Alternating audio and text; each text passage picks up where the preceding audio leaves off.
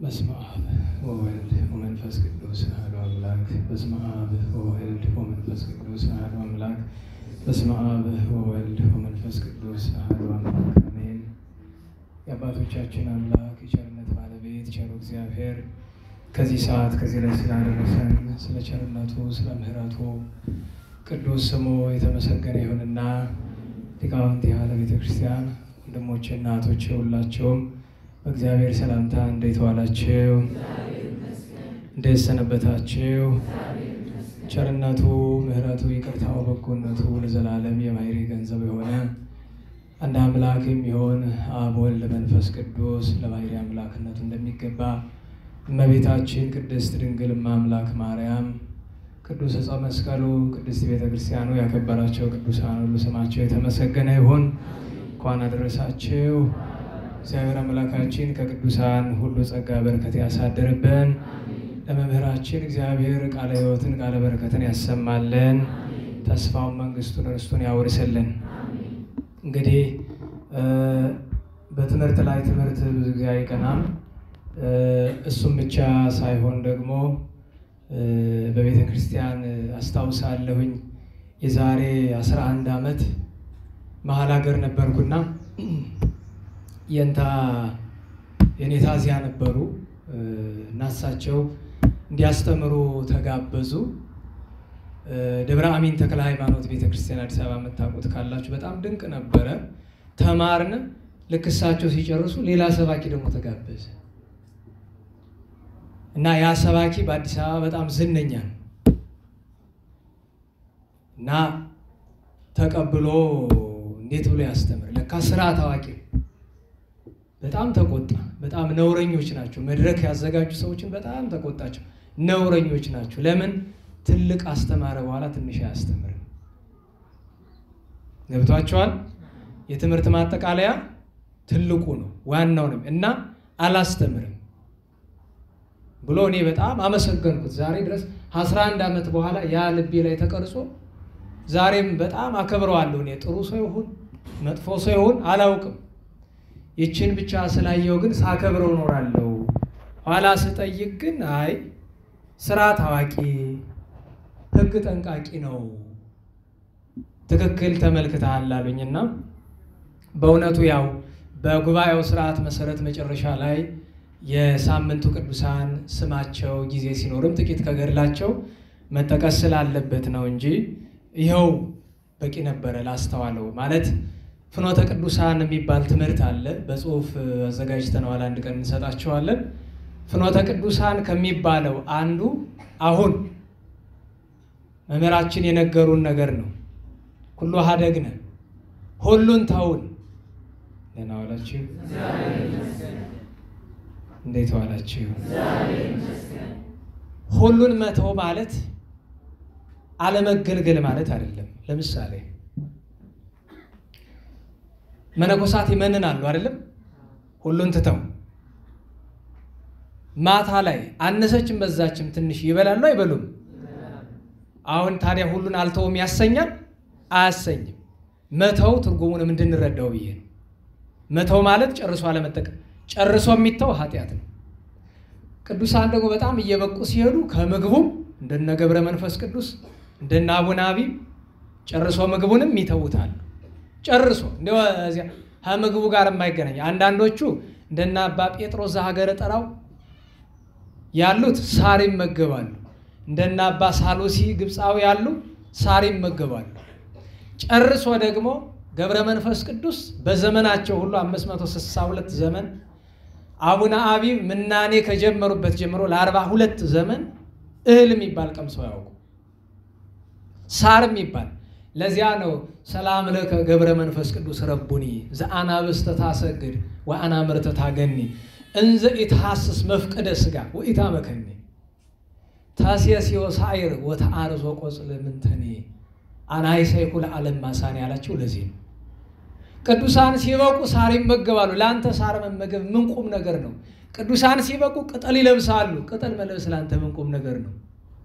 ቅጠልም አልለበሰም ሳርም አልተመገበም ገብረ መንፈስ ቅዱስ።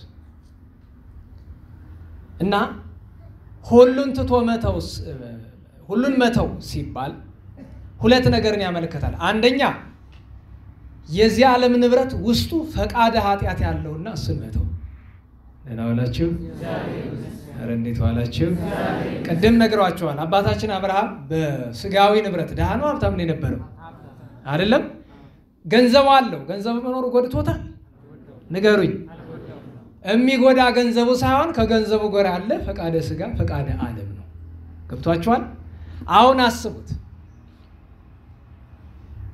ምናኔ ያሰበ እንደሆነ ሰው ጨርሶ ይተዋል።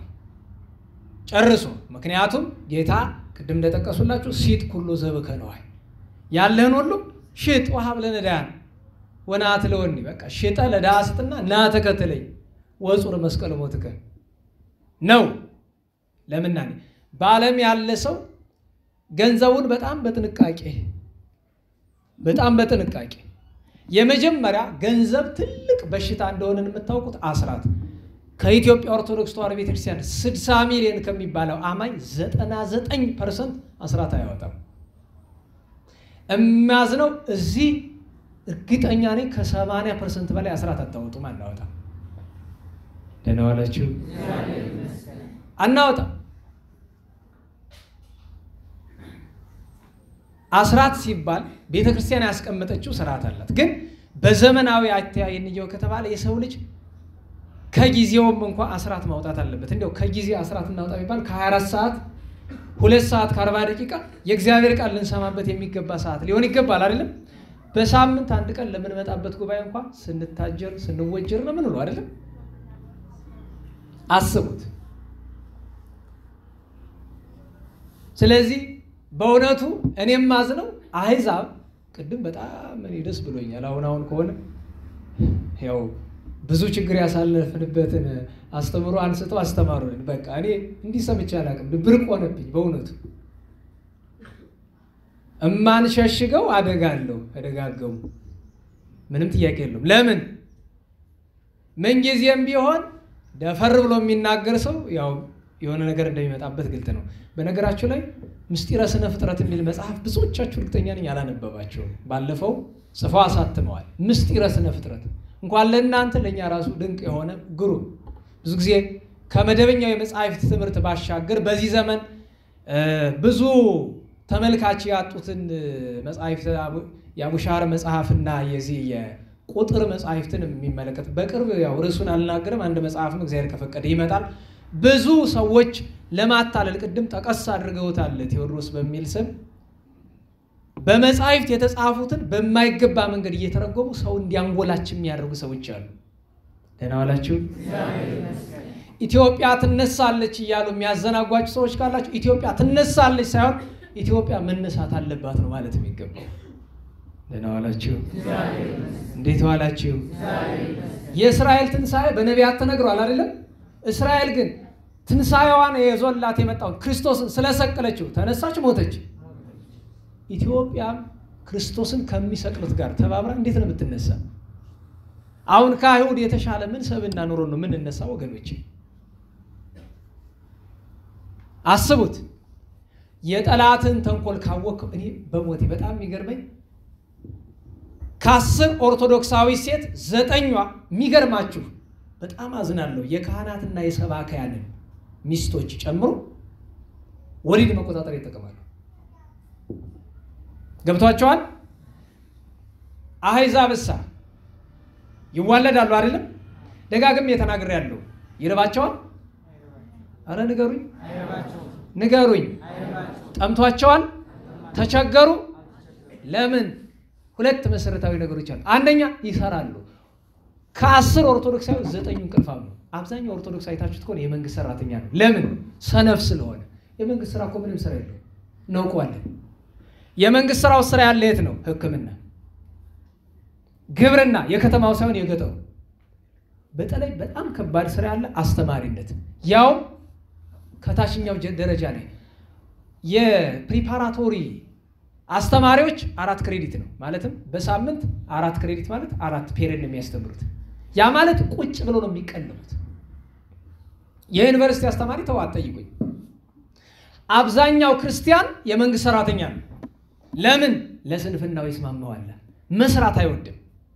ሰነፎች ነን። በነገራችን ላይ በበዓል እናመካኛለን። እኔ ዛሬ በአታናት አልሰራም ይላል። ከየት መጽሐፍ አገኘው? እንዴት ዋላችሁ? ዛሬ ቅዱስ ሩፋኤል ነው አይደለም? ሩፋኤል ነው አልሰራም ይላል። ከየት አገኘው? በሩፋኤል ቀን እንደው የዓመቱ ካልሆነ በቀር በወራዊ በዓል አትሰራም የሚል መጽሐፍ አለ? እንዴት ዋላችሁ? አይምሮ ቢኖረንስ እንደው መቼ ብናከብር ከተገዘቱት ውጭ የሐዋርያትን ባከበርን ነበር። ለምን? መሰረታት ዓለም ናቸው በስብከተ ወንጌል። እንደው በእውነቱ ታዲያ ዛሬ ባታናት ነገ ዮሐንስ ነው። ማክበር ማለት ስራ መፍታት ማለት አይደለም። እንኳን ሌላ ሰንበተ ክርስቲያንን ስናከብር ሊቁ ቅዱስ አትናቴዎስ በመጽሐፈ ቅዳሴው ላይ ወረፍት ነስ እንደው ናይርፍ ባት እንረፍ አለ። ወረፍት ነስ አኮ በሰኪም ከመዛሐመ በደዌ እንረፍ ማለት ተግባረ ስጋተታ ተግባረ ነፍስ ሰራ። በዓል ማለት የታመመ የምትጠይቅበት፣ የታሰረ የምትጎበኝበት፣ የተራበ የተጠማ የታረዘ የምታድልበት እንጂ የእንግሊዝ ፕሪሚየር ሊግ የምታይበት እቤት ተንጋለ የምተኛበት ማለት አይደለም። ደህና ዋላችሁ? ተረድታችሁኛል? ለማለት እየሞከርኩት ያለሁት ነገር ውለዱን እንውለድ እንስራ። በተረፈ የአይዛብ ሁለተኛው ምስጢራቸው ለምንድን የማይቸግራቸው? ይረዳዳሉ። እኛ ጋር ሀብታሙ ድሃውን እንቅ ብታደርጉት ሀብታም ለቤተ ክርስቲያን የሚሰጥ መቼ ነው? እገሌ ይሄን ያህል ሰጥቷል ተብሎ እልል ከተባለለት በሚቀጥለው ቀን መጥቶ ይሰጣል። ለመስጠት አይደለም ለመመስገን። በዛ ላይ የኢትዮጵያ ኦርቶዶክስ ተዋሕዶ ቤተክርስቲያን ምእመን በጣም የሚያሳዝነኝ ነገር እዛ ማዶ ቤተክርስቲያን ጎንደሮች ጊዮርጊስ ሁሌ መቼም የሚቀናኝ እሱ ነው። እነ ወራንገብ ጊዮርጊስ አሉ፣ እነ አሮጌ ልደት አሉ፣ እነ ፈንጠር ልደት አሉ። ጧፍ ዕጣን እንኳን አይደላቸው ማለት ነው። እዛ ጧፍና ዕጣን የለም። አደባባይ ኢየሱስ መንበረ መንግስት ስላሴ ሄዶ የ10 ሺህ የ20 ሺህ መጋረጃ ያስገባል። ደህና ዋላችሁ? አስቡት። መጋረጃ ያልጎደለበት ቤተክርስቲያን ላይ መጋረጃ ካባ የሚገርማችሁ ከተማ ላይ የከተማ አድባራት ካባው ሞልቶ ብል ነው የሚበላው። ግን የግሪክ ይባላል። የግሪክ እኮ የለውም ይሄኛው ደብር ይባላል የግሪክ። አረ ኢየሩሳሌሙ የለውም የኢየሩሳሌሙ ምን ይባላል? ይሄ ውዳሴ ከንቱ። እኛም የመድረክ አገልጋዮች በጣም ለዚህ ነገ እንዲያመጣ ስለምንፈልግ እገሌ እንዲሰጧል እሱ እኮ ለዚህች ቤተክርስቲያን ይባላል። ደው አንዳንድ ጊዜ በየወሩ ነው የሚባላል። ለ100 ብር ደግሞ እንጻው በየወሩ እኮ ነው። የሚገርማችሁ ነገር እስቲ እንዲያው ውዳሴ ከንቱ ያምራል አንዳንድ ቀን ሰው ሁሉ በ100 ብር በጣም ብዙ ልል ከተባለ እስኪ 10 ሺህ ብር በዝክረ ቅዱሳን ስም ብዬ የሆነ ደብር ላኩኝ። ምንም እልልታው ብዙ የተለየ አይደለም። አላደነቁትም። ለምን እንደሆነ አልገባኝም። ደህና ዋላችሁ? አልገባኝም። ለምንድን ነው አደናንቀው እልል ያላሉት ብዬ አሰብኩኝ። አሃ ይሄ ቸሩ መድኃኔዓለም ስራ ነው ብዬ ዝም አልኩኝ። ዋናው ትልቁ ነገር ምላችሁ ፈልጌ ነው እንስራ እንረዳዳ።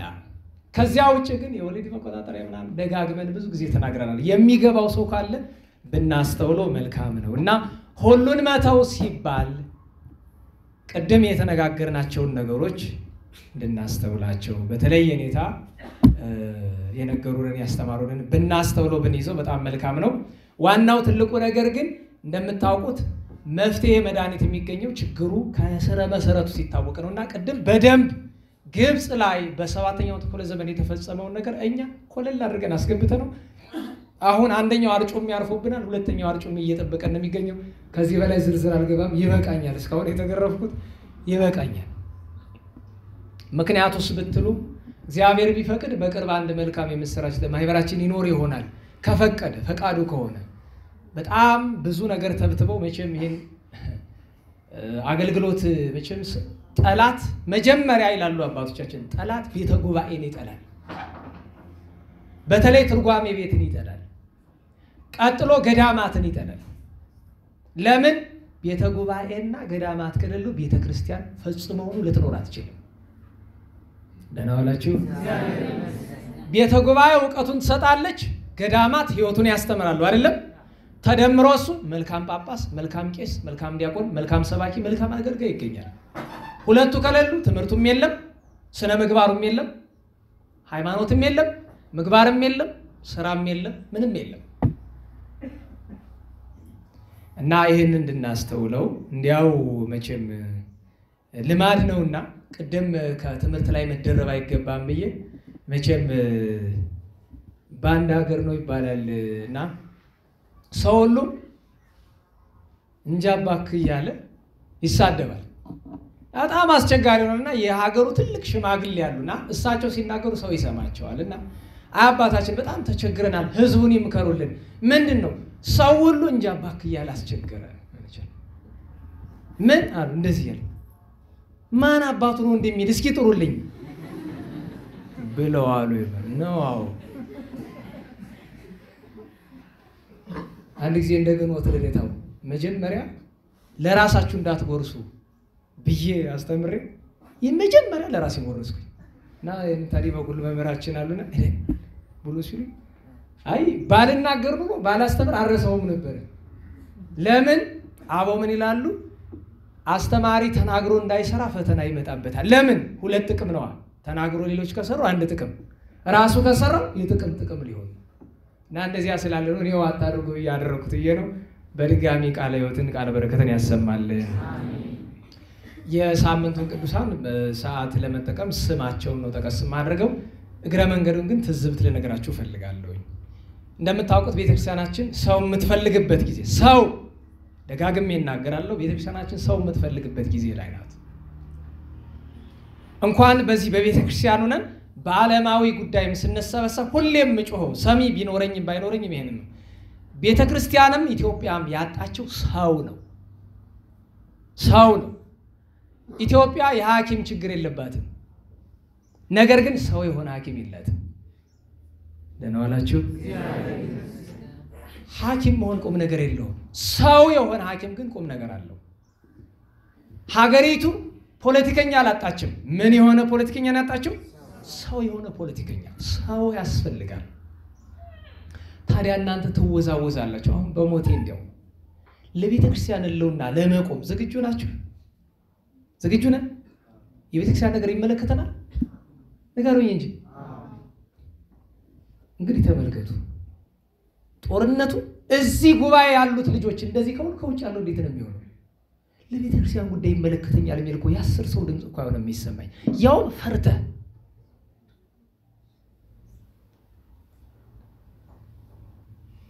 እኔ ለምን እንደሆነ ታውቃላችሁ? ለምንድን ነው የሚነድ ብለው ሰው ሲለኝ ለምን አይነደኝም? ወይ እንዳይነደኝ ደግሞ እንዳንተ እንዳንቺ መሆን አለብኝ ማለት ነው። በመልካም ነገር እበልጣቸዋለሁ እያልኩ አይደለም። ችግር በመረዳት ግን እበልጣቸዋለሁ። ያለውን ችግር በመረዳት እበልጣቸዋለሁ። መፍትሄውን በማወቅ እበልጣቸዋለሁ። ያቅሜን በመፍጨርጨር እበልጣቸዋለሁ። በቅድስና በመልካምነት ትበልጡ ይሆናል። እኔ እስኪ አስቡ። ሰው ለመሆን ዝግጁ ናችሁ? ሰው የመሆን ፍላጎት አለን? ለሀገር ለቤተክርስቲያን የመቆም ፍላጎት አለን? ግን ስታስቡት አኗኗራችን ለዚህ የሚጠራ ነው? ለዚህ የሚያበቃ ነው? ጉባኤ ለመምጣት ትታሻላችሁ አይደለም? እኔ በግልጽ ነው የምናገር። ለምን?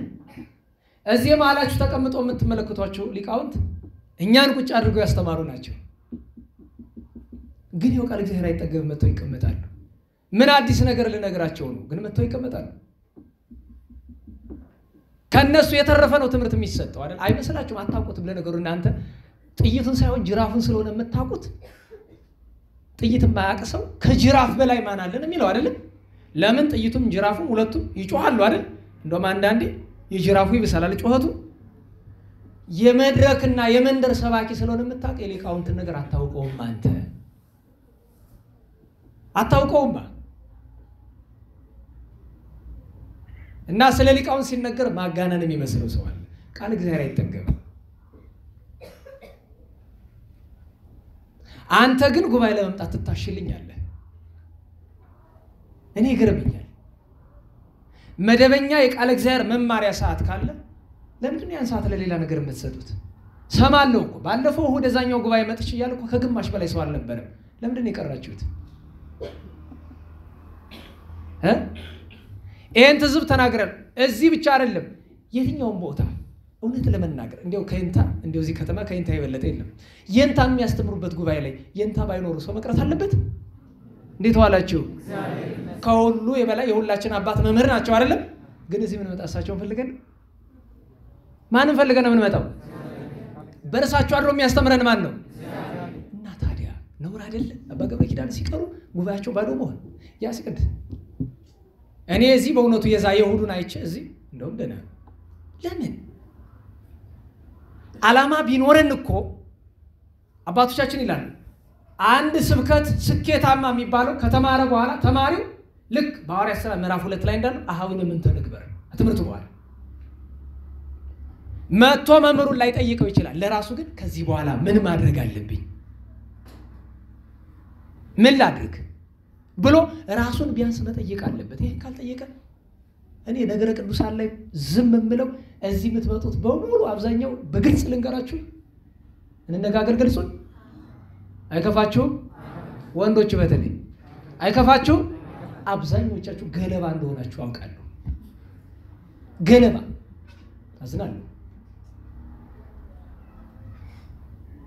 ግን ተስፋ ቆርጬ ላቆም። አሁን የእንታሪ በኩል ናቸው በግልጽ ነው የምነግራችሁ። እና ተመለስ ብሎኝ ነው እንጂ ቢቀርስ ዘላለም ዓለምን እዚህ ስደርቅ እኔ እዛ ስጠበስ እኖራለሁ። ምን ልታረግልኝ አንተ? በግልጽ ነው የምነግራችሁ። ምን ልታረጉልኝ ነው ብለፈልፈው እዚህ ለቤተ ክርስቲያን ህልውና ካልተነሳችሁ እራሳችሁ መጀመሪያ የሞተ ልባችን በንስሐ ካላስነሳ ነው ለቤተ ክርስቲያን ህልውና ለመቆም ለሀገር ህልውና ለመቆም ዝግጁ ካልሆነ ለምንድን ነው መለፈልፍ የምትጠበሰው? እኔ ለአንተ ምነግርህ ለአንተ ሳይገባ ጠላት ገብቶ ተዛ መከራ ያሳየናል። እስኪ አስቡት። እና ታዲያ ለምን ይደከማል? ኋላ ግን አበው የሚሉት ነገር አለ። የነገረ ቅዱሳን ትምህርት በጣም ትልቁ ጥቅሙ ምንድነው? ሰምተህ ፍሬ ባታፈራም የዕለት የምትሰማው የቅዱሳን ታሪክ በረከት ነው። ቅድም ለምሳሌ አባ በጽን ፍሬው ስንሰማ በረከት ነው። አባ አብራኮ ስንሰማ በረከት ነው። ያችን ተስፋ በማድረግ ነው እንጂ እኔ በግልጽ ለመግራችሁ ልቤ ወደ 80% ተስፋ ቆርጧል። ማስተማር የሚባል ነገሩ ማለት ነው ምን ያደርጋል ለኔ ማለት ነው። አዎ መታችሁ ትቀመጣላችሁ እዚህ። ከዛስ ስራ እኔ እኮ እግር ጠቡ እግር ማጠብ አሁን ስራ ሆኖ ከባድ ስራ ሆኖ 3 ሳምንት ተለመናችሁ እምቢ ብላችሁ ነው የቀራችሁት። እንደው በሞቴ ምን እንደመመኝ ታውቃላችሁ? መድኃኔ ዓለም ቸሩ ከገሃነመ እሳት ትንሽ እሳት አመጥቶ ይህን ትውልድ ባቃጠለልን። የእውነቴን እኮ ገሃነመ እሳት እንዳለ አታውቁማ? አናውቅማ። ደህና ዋላችሁ? ቂሊንጦ የሚባል አዲስ አበባ እስር ቤት አለ አይደለም? ንገሩኝ። ማዕከላዊ የሚባል እዚህ ደግሞ ባታ የሚባል እስር ቤት አለ አይደለም? አለ አይደለም? ይታያል። የታሰረ ሰው አይተናል። ገሃነመ እሳት የሚባል አለ የለም? አለ የለም? ንገሩኝ። አይመስለኝም። በእናንተ ልቡኝ የሳሰበው ማለት ነው። ገሃነመ እሳት አለ የሚል ሰው እንደዚህ ነው የሚኖረው? እስኪ አስቡት። ክርስቶስ መድኃኔ ዓለምን አይሁድ ስንት ጊዜ ነው የሰቀሉት? ንገሩኝ። እኛስ ከተወለድክ ጀምረ ነፍስ ካወቅክ ጀምረ ስንሰቅለው እኮ ነው ይኖር። የተሰዋው ስጋ ለኛ አልነበረም? ማን ይብላው? የሚቀዳ ደግሞ ለኛ አልነበረም? ማን ይጠጣው?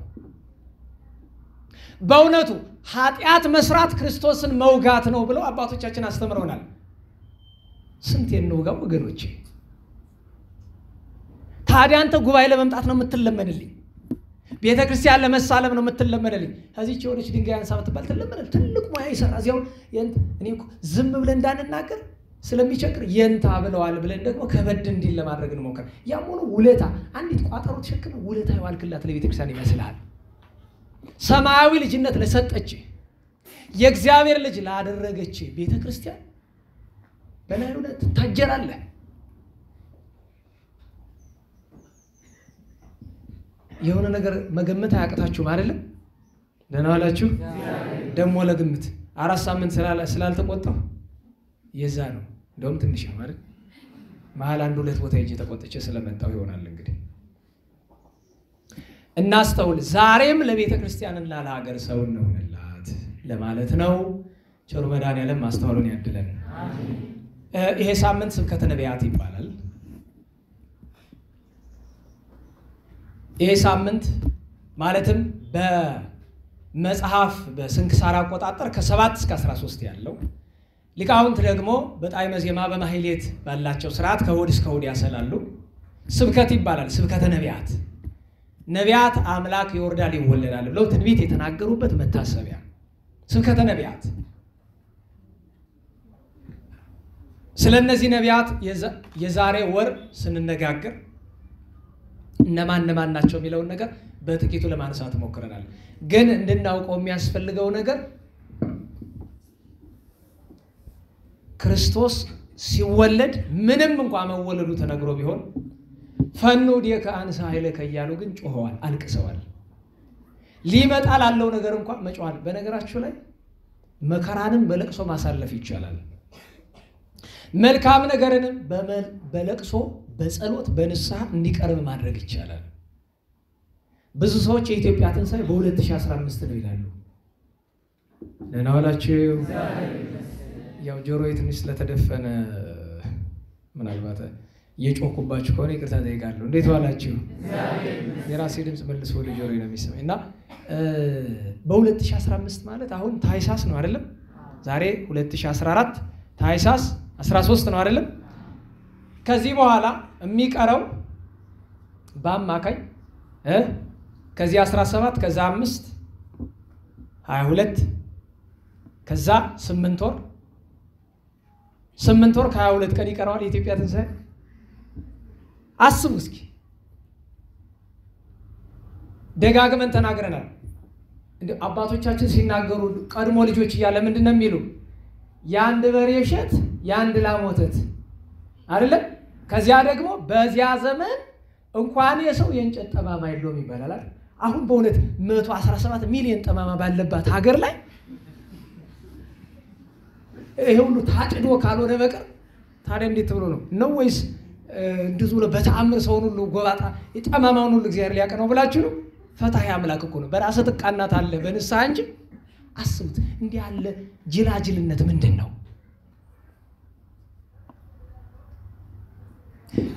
ነቢያት አልቅሰዋል። ነቢያት ጮኸዋል። ውረድ ውረድ ውረድ ብለውታል። ቃላቸውን ሰምቶ በጊዜው ጊዜ ወርዶ አድኗቸዋል። ዛሬ ነቢያት ያሉት ገነት ነው። ጩኸታቸው ስለተሰማ፣ ለቅሷቸው ስለተሰማ ነቢያትን የምናስባቸው በዚህ ነው። ስብከተ ነቢያት ያን ቀን ካከበርናቸው ቅዱሳን አንዱ አባ ዳንኤል ዘገዳመ ሲሐት። እኒህ አባት ሲጠሩ አባ ዳንኤል ወልዱ ለመቃርዮስ የሚሏቸው አሉ። የአባ መቃርስ ልጅ ስለሆኑ አባ መቃርስ በስተርጅናቸው ዘመን በነበሩበት ጊዜ ስለመጡ ወደ ቤቱና ሁለተኛ ዳንኤል ዘገዳመ ሲሐት። በነገራችን ኢትዮጵያ ውስጥ ገዳመ ሲሐት የሚባል ታውቃላችሁ? የግብፁ ሲሐት አለ እዚያው አስቄጥስ ላይ ያለ። ኢትዮጵያ ውስጥ ገዳመ ሲሐት ማለት ወሎ ነው ያለው። የእናታችን ቅድስት ፍቅርተ ክርስቶስ የመምዑዝ ገዳመ ሲሐት ነው የሚባለው። ሶስተኛ ዘገዳመ አስቄጥስ ይባላሉ። ያው ሲሐትና አስቄጥስ የሰፊ ቦታ ስም፣ ሲሐት ያንዱ ክልል ስም ነው። እና ከአባ ዳንኤል ሕይወት በጣም እንድናውቀው የሚያስፈልገው ነገር የስንክሳር መጽሐፍ መሰረት ውስጣቸው ናቸው። እንድታውቁት ስንክሳር ሲጀመር አባ ሚካኤል ዘሀገረ አትሪብ ወመሊግ ወአባ ዮሐንስ ዘቡርልስ ይላል። ስንክሳርን ለመጀመሪያ ጊዜ የጻፉት ዮሐንስ ዘቡርልስ ናቸው። ዮሐንስ ዘቡርልስ ማለት የአባ ዳንኤል ዘሲሐት ደቀ መዝሙር ናቸው። የስውራንን አባ ዮሐንስ ዘቡርልስ የሌሎቹን የሚያገኟቸውን ሰበሰቡ። የስውራንን ማን ያምጣ ቢሉ የስውራን ከተገኘባቸው አባቶች መካከል ታላቁ ጰላዲዮስ፣ ታላቁ አባ ዳንኤል ዘሲሐት፣ እንደዚሁም ታላቁ በፍኑትዮስ፣ እነዚህ ሶስቱ የታሪክ ምንጮች ናቸው። በተለይ አባ ዳንኤል የብዙ ቅዱሳንን ገድል በመሰብሰብ ይታወቃሉ። ከራሳቸው ቅድስና በተጨማሪ ማለት ነው። እንዴት ዋላችሁ? ይሄ በጣም ትልቅ ድንቅ ነገር ነው። ታዲያ ከዚህ ጋር አያይዤ አንድ ጥቆማ ልስጣችሁ። ለምሳሌ ባለፈው የአባ ደመናን ነገር አወሳሳን አይደለም? ዛሬ የአባ ተክለ ማርያም ዓመታዊ ረፍት ባላቸው ነው። አባ ተክሌን ወይም አባ ተክለ ማርያምን እኔ ከሊቀ ሊቃውንት ከኔታ በቀር ሌላ ሰው የሚያውቃቸው ያለ አይመስለኝም። እዚህ አካባቢ የዛሬ 14 ዓመት ነው ያረፉት። ማን ይጻፈው ታሪካቸው? የአባ ደመናን ማን ይጻፈው? የአባ ተክለ ማርያምን ማን ይጻፈው? እስኪ እንደው ሌላው ቀርቶ አባ ተክለ ማርያም የዓለም ስማቸው እናታቸው ተሸሽጎ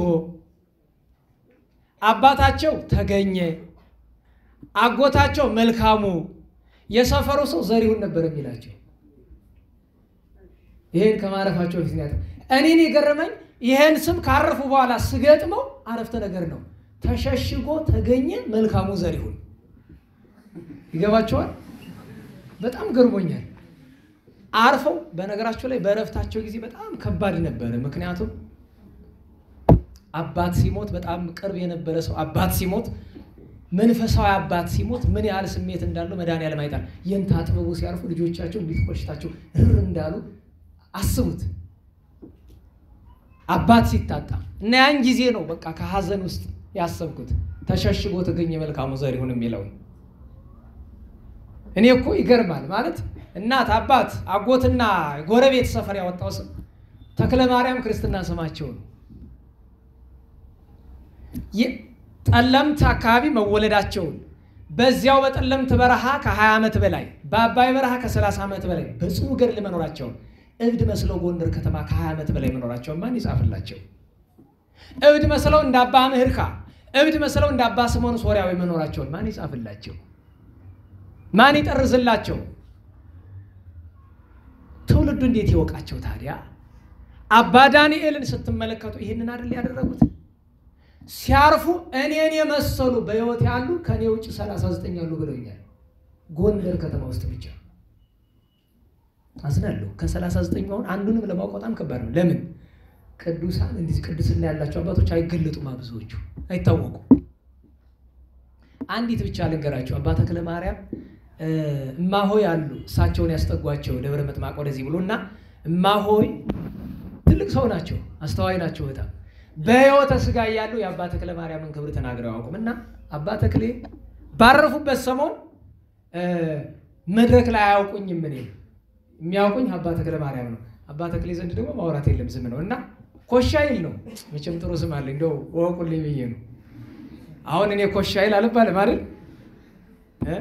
ስለፈልፍ ሙሉ ሰው ግን እዛቸው ኮሻይል አንድ ነገር ልንገር እንደው ከብዙ ዛሬ አንድ ልጀምርልህ አሉኝ። ምንድነው ስላቸው አንድ ቀን አሉኝ ይጠራኝና እባክሽ በመንፈቀ ሌሊት አትውጪ ሁልጊዜ ይለኛል። እና አንድ ቀን አብሽሎ ጠላ ይሸጣሉ። አብሽሎ ልጋግር ብዬ ወገግ ብሎ በቃ ፀሐይ ሆኗል። ወይኔ አብሽሎ የሚጋግሩ ሌሊት የሚነሱ 10 ሰዓት ወይኔ ብዬ ዕቃዬን በሙሉ አዘገጃጅቼ ከጀርባ አንድ ዕቃ ለወጣ በጀርባ ስወጣ ድፍን ያለ ጨለማ መንፈቀ ሌሊት። በፊተኛው በር ፀሐይ ወጥቷል፣ በጀርባው ግን ድቅድቅ ጨለማ። እንደዚህ አይነት ነገር መቼም ታይቶ አይታወቅም። ደነገጥኩ። ኋላ በበሩ ቀዳዳ ስመለከት ለካ ያ ሁሉ ብርሃን የሚወጣው ከአባ ተክለ ማርያም በዓት ነው። ዛሬ በዓቷን ብቅ በዓት አርጅታ እዚያው ተቀምጣለች። ታዲያ ፀሐዩ የሚወጣው ከማን ነው? አባ ተክለ ማርያም ቁጭ ብሎ ከሚያናገረው ሰው ነው። የብርሃን መስቀል የያዘ የብርሃን አክሊል የደፋ የብርሃን ካባ የለበሰ የብርሃን መታጠቂያ የታጠቀ የብርሃን ጫማ የተጫማ ብርሃኑ ወዲያ እስከ ግብረ መንፈስ ቅዱስ ወዲህ እስከ ቂርቆስ ተዘርግቶ ጠቅላላ አካባቢው ፀሐዩ ነው። አይኑ እንደ እሳት የሚያበራ ገምት ብባል መልአከ እግዚአብሔር ይመስለኛል። እንዲህ ያለ ልክ እኔ በቀዳዳ ነው እያየሁ ያለው ከርቀት በቀዳዳ ልክ በቀዳዳ ያየሁት እንደሆነ ሲያውቅ ዞር ብሎ ጠፋ፣ ጨለማ ሆነ። እና እዚያ ሆኖ አይ አሰቡ ተይያልኩሽ ብሎ ሲጮህ ሰማሁት። ተክለ ማርያም እንግዲህ ካረፉ በ14 ዓመታቸው ነው እናገረው ብዬ ነው። ዛሬ ረፍታቸው ነው። ዛሬ አንዳንድ አስተዋይ ሰው እዚያ መቃብራቸው ሲጸልይ እጅ ሲነሳ አይቻለሁ። በረከታቸው ይደርብን አሜን። ሌላ ብዙ ነገር አለ ስለ አባ ተክለ ማርያም ምን እናገረው። በእውነቱ ግን አባ ዳንኤል እንዲህ በማድረጋቸው ግን አንድ ቀን በእግዚአብሔር ፍርድ ላይ ገቡ። መቼስ ጻድቃን ምን ቢሆን ከመቤታችን በቀር አንዲት እንዲያው አበው እንደሚሉ ከነጭ ላም ቢፈለግ ህብብቷ አንዲት ጥቁር ጸጉር እንደማትታጣ ሁሉ ጻድቃነ ሰማዕታት ቢፈልግ ሰው ናቸውና ስተት አይጠፋም ከመቤታችን በቀር። እና አንድ ቀን ሄደው እንግድነት ያድራሉ። ማንህ የሚባል አውሎጊስ የሚባል ሰው። አውሎጊስ የሚባል ሰው ደሃ ነው። ድንጋይ ዛሬ ኮብልስቶን እንደምትለው አይነት ነገር ወቅሮ ሳንቲም ያገኛትን ማታ እራቱን ብቻ በልቶ የተረፈው ለነዳያን ነው የሚሰጥ። እንግዳ ይቀበላል። ደግሞ ደህና ዋላችሁ።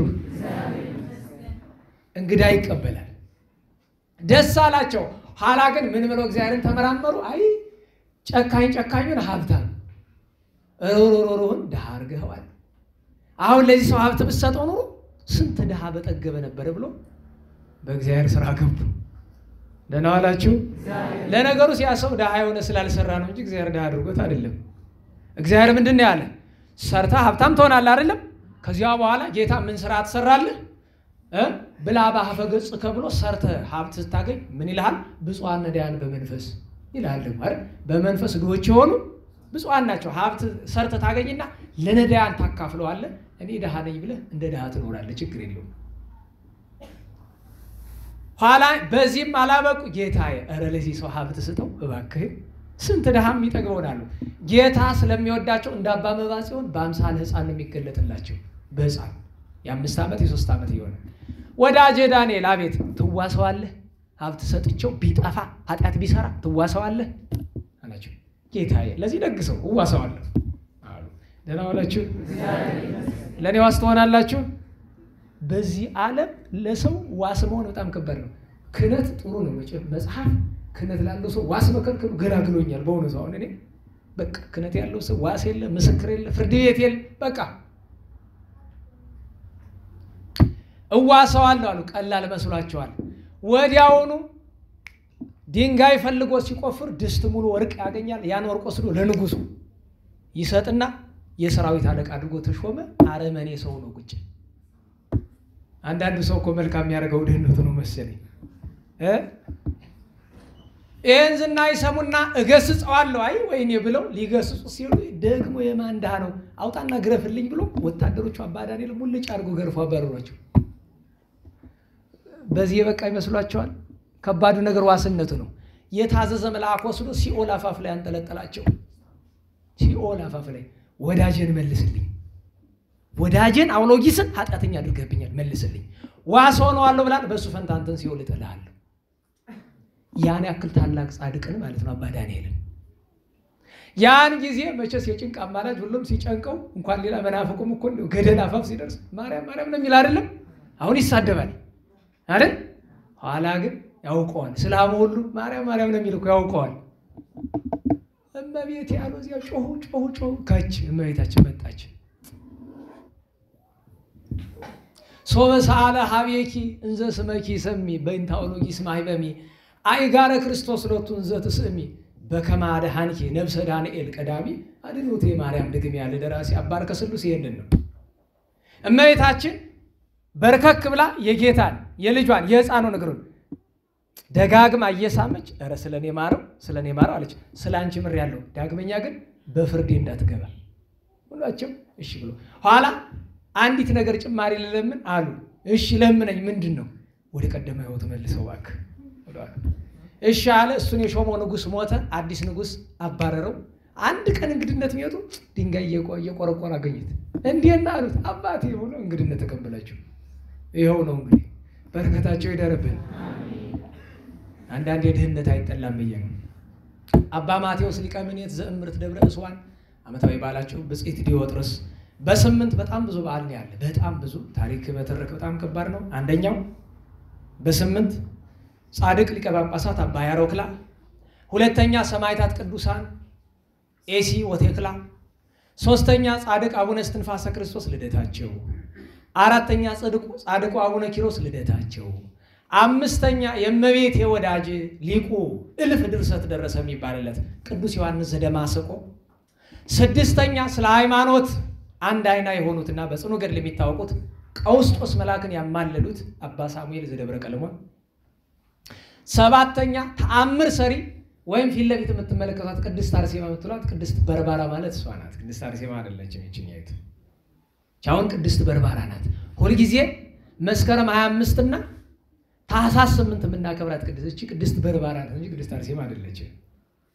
ቅድስት በርባራ ማለት ይችላል ከቅድስት ዮልያና ጋር በጣም ተአምረኛ ናት። በነገራችሁ ላይ ወደ ምስራቅ ምንም በእምነት ባይመስሉን ምስራቅ ኦርቶዶክሶች በጣም አጥብቀው ይማጸኑባታል። ግን የኛ ነበር እናትነቷ፣ እኛ ግን ትተናታል። ቅድስት በርባራና ዮልያና። 8ኛ ብጽዕት እንባ መሪና ያልወለደችውን ልጅ በግፍ ያሳደገችው ልደቷ ነው እሷ። 9ኛ መልካ ኢየሱስን እኛ በትውፊት መልካ ኢየሱስ የአቡነ ተክለ አልፋ ዘደማህ ነው የሚል ትውፊት አለ። እነ እንተ ሄኖክ አባ እምደ ሐዋርያትን ይላሉ። ትውፊት ነው ሁሉም። እንግዲህ ተክለ አልፋ ዘደብረ ደማህ የዲማው ኮከብ የ16ኛው መቶ ክፍለ ዘመን ሊቅና ጻድቅ በጣም ተክለ አልፋ ከተባለ ጎጃም ምድር ከተከስተ ብርሃን በኋላ እሳቸውን ያክል ትልቅ ጻድቅ አልነበረም። 10ኛውና የመጨረሻው የዝክረ ቅዱሳን መሰረት ዝክረ ቅዱሳን ዓመት እስከ ዓመት ቅዱሳንን በመዘከር የሚታወቀው ግራኝ አህመድ ያረደው ቅዱስ ገብረ ማርያም ተአማኒ ይባላል። ዓመት እስከ ዓመት ዘከረ። ግራኝ መጣ ቢሉት ሀብት ንብረቱን ለነዳያን አካፍሎ አንድ ነጭ ልብስ፣ ነጭ ጥምጥም፣ ነጭ ጭራ ብቻ አስቀርቶ ያን እንደለበሰ ቤተክርስቲያን በር ላይ ቆመ። በእኔ ታልፋለህ አለው። እሱን አንገቱን ሰይፎ ታልፎ ቤተክርስቲያን አውድሟል። ገብረ ማርያም ተአማኒ ይባላል። የሁሉም በረከታቸው ይደርብን። በ9 ሰማዕቱ ጻድቅ አባ በአሜን። በ10 እመቤታችን ልብሰ ክህነት የሰጠችው ከ318 ቅዱሳን ሊቃውንት አንዱ ደገኛው ሊቅ ቅዱስ ኒቆላዎስ ዘሜራ ሮማዊ ሰው ነው። በጣም ድንቅ ታሪክ ያለው ነው ኒቆላዎስ። ታላቁ ሊቅ ቅዱስ ሳዊሮስም የዚያን ቀን ዓመታዊ የፍልሰት በዓሉ ነው። ኒቆላዎስ ረፍቱ ነው። እናታችን ቅድስት ሱርስት፣ አባ ጠዋሽ ሕፀው፣ እነ ተላሰስ ዋላዛር ከባቢሎን ዛሬ ኢራቅ ከምንላት የተገኙ ሰማዕታት ናቸው። ልክ እንደነ ዮሐንስ ባቢሎናዊ ማለት ነው። ከዛ ውጪ ከቅርብ ዘመን ጻድቃን የዛሬ 40 ዓመት የተሰወሩት አባ ገብረ ክርስቶስ ኢትዮጵያዊው ግብፃውያን የአባ ገብረ ክርስቶስ ለሊቃውንት ፍንጭ እንዲሆናቸው የዛሬ 40 ዓመት ነው የተሰወሩ። ኢትዮጵያዊ ናቸው። ገድል ጽፈውላቸዋል። እኔ እንግሊዘኛው ትርጉም አለኝ። ፊልም ሰርተውላቸዋል ታሪካቸው። አባ ገብረ ክርስቶስ ግን ስማቸው ገብረ ጻድቅ ነው። እነሱ ናቸው ገብረ ጻድቅ በግብፅ አይታወቅም። ምን አሉት ቀይሮ አብዱል መሲህ ገብረ ክርስቶስ ይሻላል ብለው ችግር የለውም ገብረ ክርስቶስ መሆኑም ግን ስማቸው ገብረ ጻድቅ ነው። ኢትዮጵያዊ ናቸው። አብረው ዝምተኛው መነኩሴ ታውቋቸውላችሁ አይደል? አባ ዮስጦስ እሳቸውም እረፍታቸው ታኅሳስ 10 ቀን ነው የሚከበረው። ግብፃዊ ዮስጦስ፣ ኢትዮጵያዊ ገብረ ክርስቶስ ወይ ገብረ ጻድቅ። በ11 መልአከ እግዚአብሔር ይሸከመው የነበረ ደግ ሰው ታላቁ በኪሞስ። ማር ገላውዲዮስ ሰማዕቱ ገላውዲዮስ ልደቱ ነው፣ ዓመታዊ በዓሉ ነው። ቅዱስ ቴዎድሮስ ፍሱህ ወይም ሊቀ ሰራዊት ልደቱ ነው። በ12 ከቅዱስ ሚካኤል ጋር 3 ደቂቅን ደገኛው ጻድቅ የዋልድባውን አባ ሳሙኤልን፣ አባ ነድራ ዘምደብረ እስዋንን፣ አንቂጦስ ወፎጢኖስ 2 በጣም ታሪካቸው የምታውቁ በጣም ደገኛ ሰማዕታት ናቸው። ከሁሉ ለነሱ የተደረሰውን አርኬ ዘለን ለማን የተደረሰው አርኬ በጣም ያስገርማል። ለማይበሮቻቸው ሰማዕታት እነሱን ተከትለው ለተሰወ ሰላም ብለ አንቂጦስ ማይበሮ እለበሳት ፈጸሙ ረዊፀ ወተባድሮ ብሎ ያብጽሁኒ እሉ ምስለ መላእክት ድርገ ተዘምሮ አለና ህየ ሐሉ ወሬዛ ነዳየ ኩሉ አይምሮ። ጥሩ መገለጫ ነው ለኔ። ሀበይ ዘብጥ አደን አገር ከብሮ እንዳለው ትርጉም ሊቃውንት ገብቷቸዋል። እናንተ ሌላ ቀን እንጫወትበታለን። ስንክሳር ካልተቀሳቸው ቅዱሳን የዛን ቀን ቅዱስ አልአዳድ ማለት የንግስት እሌኒ 4ኛ አያቷል። ቅዱስ አልአዳድ የሚባል ንጉሠ ሮሜ ነው። እንደዚሁም የቅዱስ ክርስቶስ ሰምራ ልጅ ታውቃላችሁ ማነው ስሙ? ዳግማዊ ቂርቆስ የተሰወረው ወይ ወደ ብሔረ ሕያዋን የተነጠቀው በዚያ ቀን ነው። ዛሬ 13 ነው። የአባ መቃርስ ነገር ምክሯን ብቻ ልንገራችሁ። አባ መቃርስ ቆቅ በሉ ብለው ቆቅ ታውቃላችሁ? ለምን ተዋሻላችሁ? የት አይታችሁ ቆቅ? አሞራ ነው የሚመስል? ዶሮ ነው የሚመስል? ዶሮ ነው የሚመስል? አቤት አቤት! ጅግራሳ! አቤት አቤት! ውሸታችሁ! አሁን ቆቅ አይታችሁ ታውቃላችሁ? የት አይታችሁት? ገጠር ያደክማ ታውቀዋለህ። የከተማ ሰው ግን ጤፍ ምንድነው እያልከኝ ደግሞ ቆቅ ልታውቅ። ጤፍ ምንድነው? የዘመን ታሪክ ነው። ጤፍ ምንድነው? ለሁሉም ቆቅ ይበላሉ። ለምን ብትሉ እንዳትፈርዱ ብዬ ነው። አባ ተክለ ማርያም ዓርብ ጠዋት ሰው ከተሰበሰበ አሰሙ ስጋ አምጪልኝ ብሎ ስጋ በገዳም አንድ ገዳም አሁን በህይወት እንጂ መኖር አለመኖራቸው እንጂ ፍጹምነት ማድረግ ሲደርሱ ተመልሰው እንደ ህፃን ነው የሚያረጋቸውና ሮብነሽ አረብነሽ በጧት መብላት ስጋነሽ ምንድነሽ አይው እንዳትፈርዱ ብዬ ነው እንዳትጎዱ እንዳንጎዳ ብዬ ታዲያ ይሉ የሚበላው አጣ ታዲያ ረሃብ ይለቅ ኋላ ምን አለ ጌታዬ ስጋ አትብሉ ያልክ የመጀመሪያ ምስጢራዊ ትርጉሙ ሰው አትሙ ማለት ነው ሐሜት የሰው ስጋ መብላት አይደለም ስለዚህ እኔ ደሃ ነኝ መበላው የለኝም ቆቅ አምጣልኝ አሉ ወጥመድ ቁጭ ያደርጋሉ መታ ተገባላቸው አለች አንዲቱን ይበላሉ አንድ ቀን 3 ተጠመደላቸው ጌታዬ እየፈተንከኝ ነው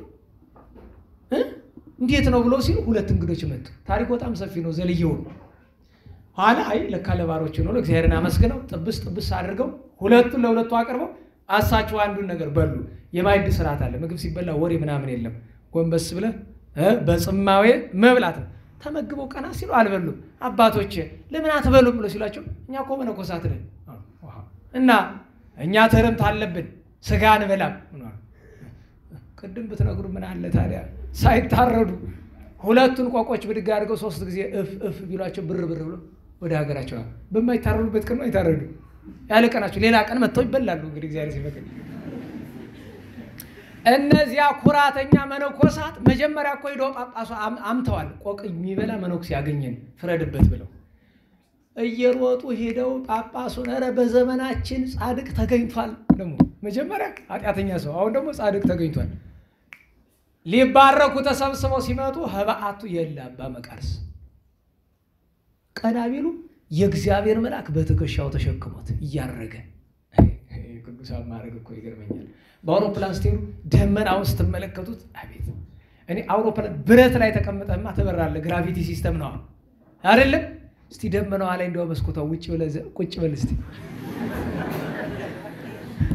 አጥንትም አይገኝ እስቲ ቅዱሳንን ነገር ተመልከቱ እስኪ ደግሞ ሲያሸኛቸው ደግሞ መልአኩ ጀርባ ይቀመጡበታል እኛ እኮ መልአክ ለማየት አይደለም ጠባቂ መልአካችን ወዲያ ባጣያታችን አሳደነው 40 ክንድ እኮ ነው ምን ዞረው ኋላ አባ አሃተ ቃል በዘነድህን እንዲሁ አንዲት የምንድንባት ቃል እባክህ ብለዋል ምን አላቸው ይጹም አፉክሙ ነገረ ውዴት ወሐሜት ለናውላችሁ ክርስቲያን መሆን ትፈልጋላችሁ ከነገር ስራትና ከሐሜት አንደበታችሁ ይጹም አሉሳቸው ኋላ ግን ሊቃውንትንም ተቀስ መነኮሳትንም ተቀስ አደረጉ ብዙ አትማሩ አሁን አንዳንድ ተማሪ ብሉ ይማራል ሆዱ አይሞላም አዲስ ይላል አይሞላም ደግሞ ሊቅ ደግሞ መነኮስ ጥሩ ነው እኮ ኋላ አቋቋሙን ደግሞ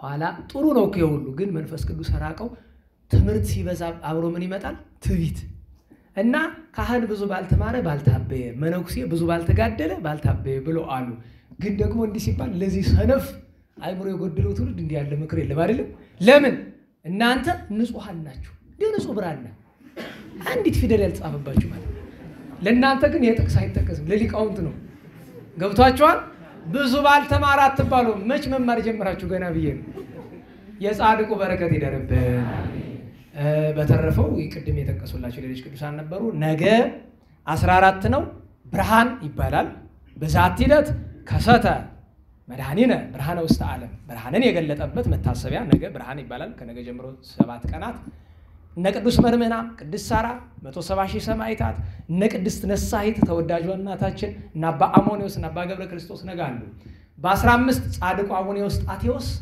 ባሕረ ኢያሪኮን በአጽፋቸው የተሻገሩበት ነው አባ ሉቃስ ዘአምድና ጎርጎርዮስ ዘአርማንያ ዓመታዊ በዓላቸው ይከበራል በ16 ጌዴዎን መስፍነ እስራኤል የጸምርን ምስጢር የገለጠ ጌዴዎን እንደዚሁም እናታችን ቅድስት ማርያም እህተ ሙሴ ከበሮውን አስማምታ ንሴቦ ብላ እንደ ወንድሟ እንደ ትንሽ ወንድሟ እንደ ቅዱስ ሙሴ የዘመረችው ቅድስት ማርያም ከኢትዮጵያውያን እናቶቻችን ቅድስት ፍቅርተ ክርስቶስ ቅዳሴ ቤቷ ነው ክርስቶስ መድኃኒታችን ወርዶ ቅዳሴ ቤቷን ያከበረበት ነው ባይጣረግ የተሰራው አለ አይደለም ያ ቅዳሴ ቤት የከበረበት ነው ባጤ ፋሲል ዘመን በ17 ሉቃስ ዘአምድ በድጋሚ ይከበራሉ በፍልሰታቸው በ18 አቡነ ሰላማ ከሳቴ ብርሃን ሐዋርያት ቲቶና ቶማስ ዓመታዊ በዓላቸው ነው በ19 ታኅሳስ 19 የታወቀ ነው ቅዱስ ገብርኤል ሊቀ መላእክት አቡነ ስነ ኢየሱስ ተቸርማጮ ያዕቆብ ዘግሙድ አቡነ ስነ ኢየሱስ ረፍታቸው ነው ስንክሳርን ለመጀመሪያ ጊዜ ያዘጋጁት አባ ዮሐንስ ዘቦርልስ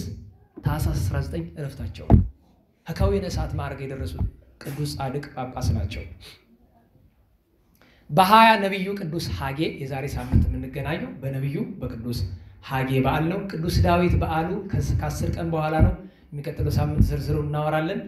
ልባችንን ግን እናዘጋጀው ከቅዱስ ዳዊት ጸጋ ክብር በረከት ለመሳተፍ የነገረ ቅዱሳን አገልግሎት ሁሉ መሰረት መጀመሪያ ስለሆነ ራሳችን እናዘጋጅ። የቅድስት ሥላሴ ቸርነት የእመቤታችን አማላጅነት የቅዱሳን በረከት በሁላችን ላይ ይደርብን።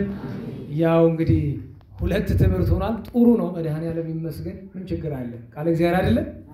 መክሰስ ትበላለህ አይደለ? ኋላ 4 ትበላለህ አይደለ? በቃ ራቱ ያው ነው፣ መክሰሱ ያው ነው። ተገልብጦ ነው ዛሬ። ለምስጋና እንነሳ።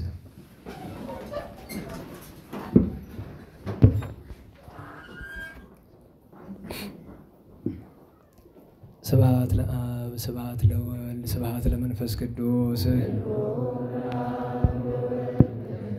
ስብሐት ለአብ ስብሐት ለወልድ ስብሐት ለመንፈስ ቅዱስ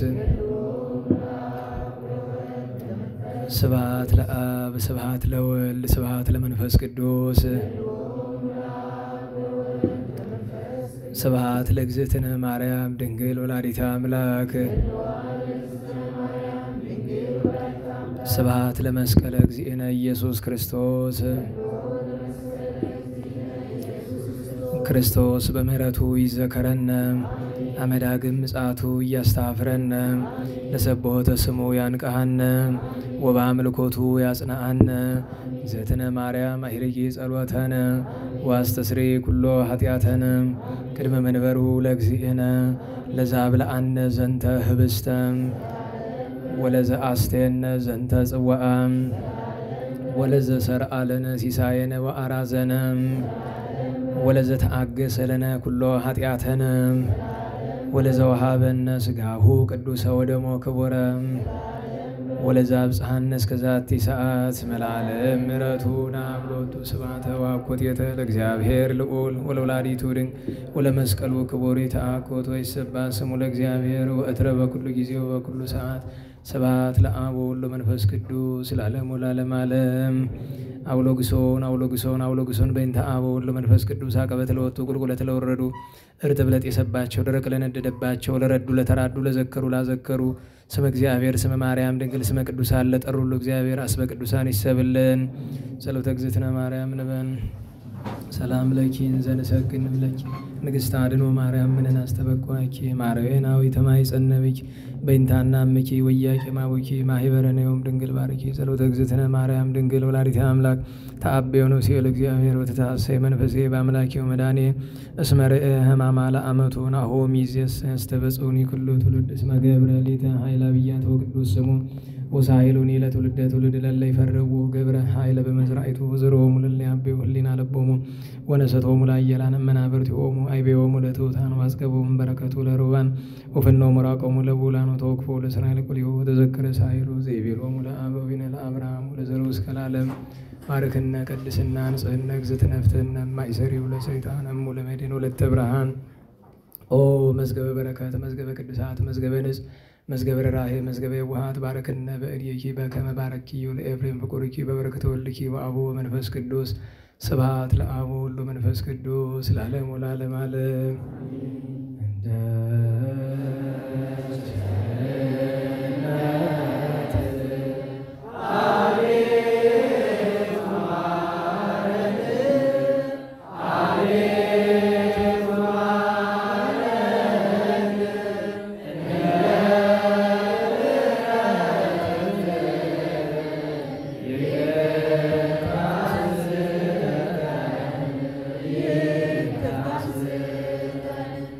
Ah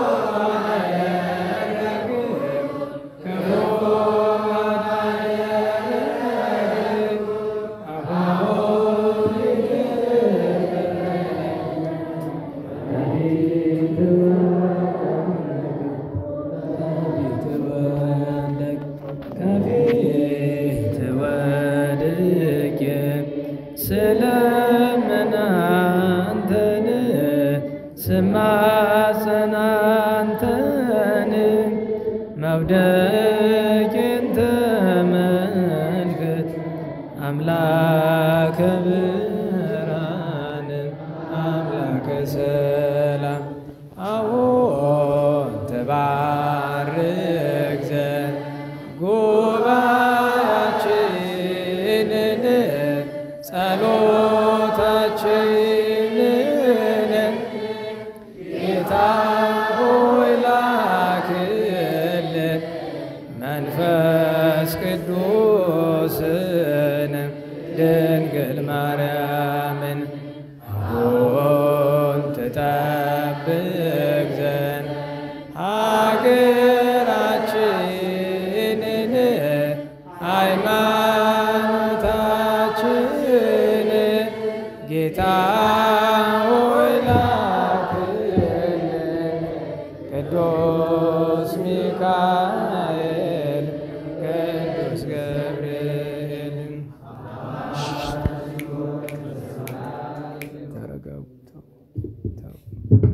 አነሳስቶ አስተምሮን አስተምሮ ላስፈጽም ለእግዚአብሔር ከመስገድ በሰላም ማለት እንዲሰጥልን የተማርነው ትምህርት በልቦናችን አሳድሮ ፍሬ ትሩፋት ፍሬ ንስሐ ፍሬ ቁርብና ፈራ መምራችን ቀን እንዲያስተምረን ከቅዱሳን በረከት እንዲክብረን ማየታችን ጣዕሙ አፍቋነት አሳድገን አባታችን ሆይ እግዚአብሔር እናመስግን።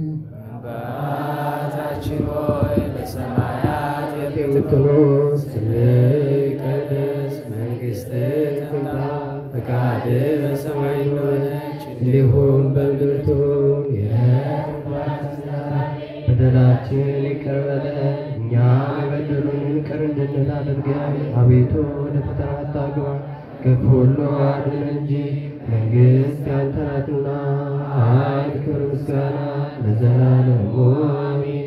እመቤታችን ቅድስት ድንግል ማርያም ሆይ በመልአኩ በቅዱስ ገብርኤል ሰላምታ ሰላም እንልሻለን። በሐሳብሽ ድንግል ነሽ፣ በሥጋሽም ድንግል ነሽ። የአሸናፊ እግዚአብሔር እናት ሆይ ሰላምታ ላንቺ ይገባሻል። ከሴቶች ሁሉ ተለይተሽ አንቺ የተባረክሽ ነሽ። የማኅፀንሽ ፍሬ ቡሩክ ነው። ጸጋን የተመላሽ ቅድስት ሆይ ደስ ይበልሽ፣ ልዑል እግዚአብሔር ከአንቺ ጋር ነውና ከተወደደው ልጅሽ ከጌታችን ከመድኃኒታችን ከኢየሱስ ክርስቶስ ዘንድ ይቅርታና ምሕረት ለምኝልን ኃጢአታችን ያስተሰርይልን ዘንድ ለዘላለሙ አሜን። ክብር ምስጋና ይሁን አንድ አምላክ ለአብ ወወልድ ለመንፈስ ቅዱስ ዛሬም ዘወትርም እስከ ዘላለሙ አሜን። ለጸሎት ስለነበረን ጊዜ ቅዱስ አምላካችን እግዚአብሔር ስሙ የተመሰገነ ይሁን፣ የተመሰገነ ይሁን። እንግዲህ ቸሩ መድኃኔ ዓለም አምላካችን መዋዕለ ጾሙ እንግዲህ ወደ ማለቁ እየሄደ ነው። እዚህ በኋላ 2 ሳምንት ነው የሚቀረውና ቀሪውን ጊዜ አባቶቻችን እንደው ከምጽዋቱ ከጸሎቱ እንደ ዘወትሩ ገፋ አድርጉ። በተለይ አሁን ሄጄ የነበረበት ቦታ ላይ የጧቱን የምህላ እንደው ወንድሞች እህቶች ሁላችሁ አትቅሩ፣ በጣም እንዲያው ያስፈልጋል። እውነት ለመናገር ከኛ አልፎ ለብዙ ነገር እየጠቀመ ነውና የጧቱን ምህላ ተሳተፉ ባካችሁ ብለዋል አባቶቻችን። መቼስ ያው የንስሐና የጸሎት ጥሪ ነው ሁልጊዜም ጠዋት ማታ የሚተላለፈው፣ ሰምተን እንተግብረው። በተረፈ መምህራችንም ያስተማሩን እኔም በፈንታዬ ከተናገርኩት ነገር ለጥቅም አውሉ። አሁን ቅድም ገለባ አለኝ ብለህ ሄደህ አካኪ ዘራፍ ብትል አሁንም ተጨማሪ የባሰ ገለባ ነው የምትሆን። ይልቅ ገለባነትን ተረድተህ ፍሬ ለመሆን ነው መሞከር። እሺ እሺ በሉ። እግር ጠቡ ደግሞ ዛሬ ማታ እሺ በሉ። መቼም አትሰራውም ዝም ብለህ ሆድ የሚቆርጥ እሺ ነው። ሁለቱም በአጋጣሚ ሁለቱም መምህሮቻችን ዲበኩሉ ነው የሚባሉ ሁለቱም ትልቁና ትንሹ ዲበኩሉ። መጽሐፍ ግን ምስጢረ ስነ ፍጥረት የሚለውን አንብቦ የሊቃውንት መኖር ለሁላችንም ሕይወት ነው። ስህተት ቢኖር እርማት እና ደግሞ ምርቃት ደግሞ አሁን መጨረሻ ላይ አይታችሁ ከሆነ እኔም እንዳቅም አውሎጉሶን ብያለሁ እኮ አይደል? መድረክ እንደቆመ ምርቃቱን ሰምቶ ነው አባታችሁ ነው የሚባል። መጀመሪያ እኔ ሆንኩ እንደሆነ እኮ ምርቃቴን ስለጨረስኩ ነው። ኋላ እንደ ቸርነት ካለን በኋላ ቀጥታ ሲው ግን መራቂ ካለ ምርቃት መቀበል ይገባል። ካህን ሲኖር ቄስ ደግሞ ስርየት እናገኛለን ማለት ነው። ቸሩ መድኃኔዓለም በሰላም አስጀምሮ በሰላም እንዳስፈጸመን እንቅፋት ሳይመታን እሾህ ሳይወጋን ኃጢአት ሳይሰለጥንብን በደል ሳይገዛን የብርሃን መላእክት በፊት በኋላ በቀኝ በግራ እየጠበቁ ለጊዜ ወደ የቤታችን ለፍጻሜው ተስፋ ወደምናደርጋት መንግሥተ ሰማያት ከተከፈተች ገነት ከተነጠፈች ዕረፍት ከአባቶቻችን ሁላችን በሰላም ያድርሰን። ጉባኤያችን ዓርብ እሁድ ይቀጥላል በየስፍራው ማለት ነው። ስብሐት ለእግዚአብሔር ልዑል ወለወላዲቱ ድንግል ወለመስቀሉ ክቡር ዕፀ ሣህል አሜን።